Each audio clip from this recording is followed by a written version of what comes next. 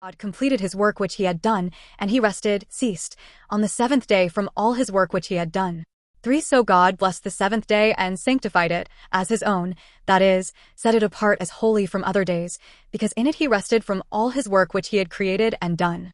For this is the history of, the origin of, the heavens and of the earth when they were created, in the day, that is, days of creation, that the Lord God made the earth and the heavens. 5. No shrub or plant of the field was yet in the earth, and no herb of the field had yet sprouted, for the Lord God had not caused it to rain on the earth, and there was no man to cultivate the ground.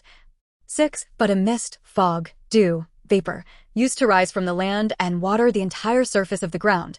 7. Then the Lord God formed, that is, created the body of man from the dust of the ground, and breathed into his nostrils the breath of life. And the man became a living being, an individual complete in body and spirit.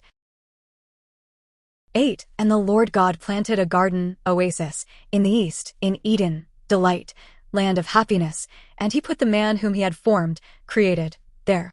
9. And, in that garden, the Lord God caused to grow from the ground every tree that is desirable and pleasing to the sight and good, suitable, pleasant, for food.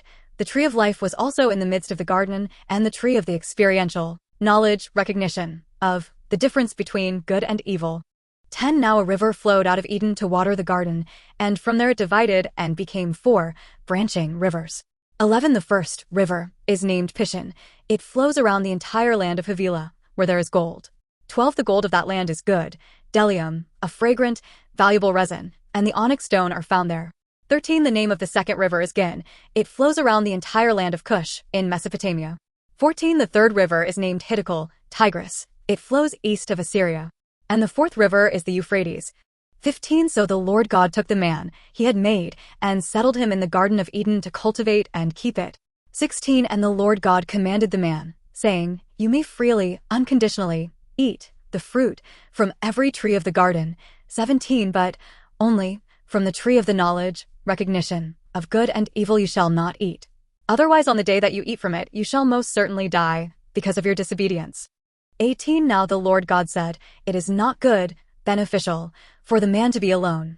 I will make him a helper, one who balances him, a counterpart who is suitable and complementary for him. 19. So the Lord God formed out of the ground every animal of the field and every bird of the air, and brought them to Adam to see what he would call them, and whatever the man called a living creature, that was its name. 20. And the man gave names to all the livestock and to the birds of the air, and to every animal of the field. But for Adam there was not found a helper, that was, suitable, a companion, for him. 21. So the Lord God caused a deep sleep to fall upon Adam, and while he slept, he took one of his ribs and closed up the flesh at that place. 22. And the rib which the Lord God had taken from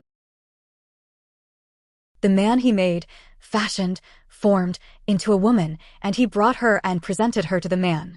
23. Then Adam said, This is now bone of my bones, and flesh of my flesh. She shall be called woman, because she was taken out of man.